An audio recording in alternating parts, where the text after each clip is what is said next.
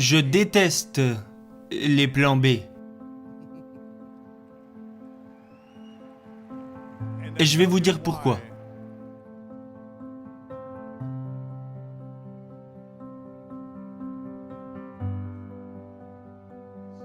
Parce qu'il y a beaucoup de gens qui doutent de tout.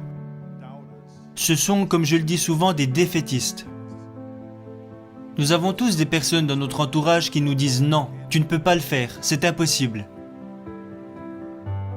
Comme je l'ai déjà dit, vous devez transformer les « non » en « oui » et les « tu n'y arriveras pas » en « je peux y arriver ». C'est possible d'y arriver, malgré toutes les personnes négatives qui vous entourent. Mais quand vous commencez à douter de vous, ça devient très dangereux. Parce que ce que vous vous dites inconsciemment, c'est que si mon plan ne marche pas, j'ai un plan de secours, j'ai un plan B. Cela signifie que vous commencez à penser à votre plan B au lieu de votre plan A. Et chaque pensée que vous consacrez à votre plan B vous draine de l'énergie et vous empêche de vous focaliser pleinement sur votre plan A.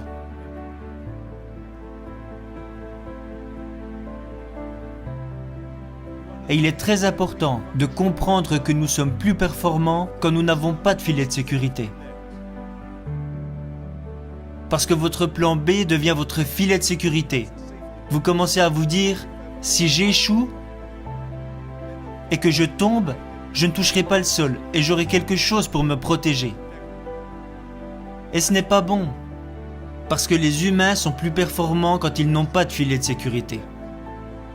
Les gens sont plus performants, que ce soit dans le sport ou dans d'autres domaines, quand ils n'ont pas de plan B. Je peux vous assurer que je n'ai absolument jamais eu de plan B.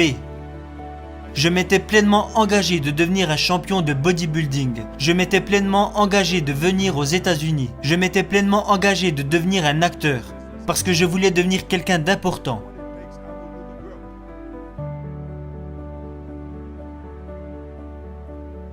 J'étais prêt à travailler encore et encore, jusqu'à réussir. Ça a d'ailleurs été la même chose en politique. Alors pour moi, c'est vraiment dangereux d'avoir un plan B, parce qu'il vous écarte du droit chemin. Et il réduit considérablement vos chances de réussite. Et l'une des principales raisons pour laquelle les gens ont besoin d'avoir un plan B est qu'ils ont peur d'échouer. Qu'arrivera-t-il si j'échoue et que je n'ai plus rien ? Laissez-moi vous dire que vous ne devriez pas avoir peur d'échouer. Parce qu'il n'y a rien de mal à échouer. Vous devez échouer pour être capable de vous élever. Il n'y a personne qui n'échoue jamais.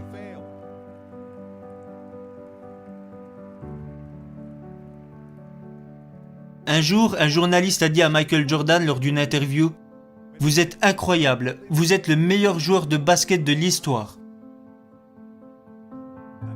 Et il lui a répondu « Mais vous mentionnez seulement mes succès. »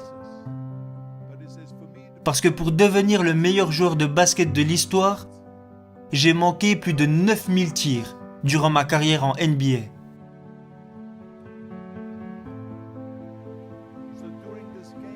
Alors dans ce sport dans lequel il était si fort, il a manqué 9000 tirs. Est-ce que ça fait de lui un loser ? Bien sûr que non. C'est l'un des meilleurs joueurs de basket de l'histoire, mais il a échoué plus de 9000 fois. Vous vous rendez compte ? Tout le monde échoue. Ce qui n'est pas normal, c'est de rester à terre quand vous échouez. Celui qui reste au sol est un loser. Les gagnants échouent et se relèvent, échouent et se relèvent, échouent et se relèvent. Toujours se relever, c'est ça être un gagnant.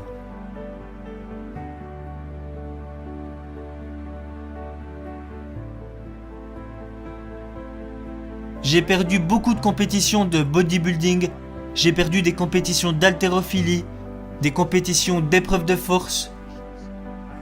J'ai fait des films qui étaient complètement nuls et qui ont reçu des critiques épouvantables. On connaît tous des échecs, c'est pour ça que je vous dis que vous ne devriez pas avoir peur d'échouer. Parce que quand vous avez peur d'échouer, vous devenez comme paralysé. Vous devenez tendu, vous n'êtes plus relax. Pour être performant, que ce soit dans un sport ou dans votre travail, vous devez vous dire que tout se passera bien si vous êtes relax. Alors relax. C'est pas grave d'échouer. Foncez et surtout donnez tout ce que vous avez. C'est ça le plus important. Alors n'ayez pas peur d'échouer.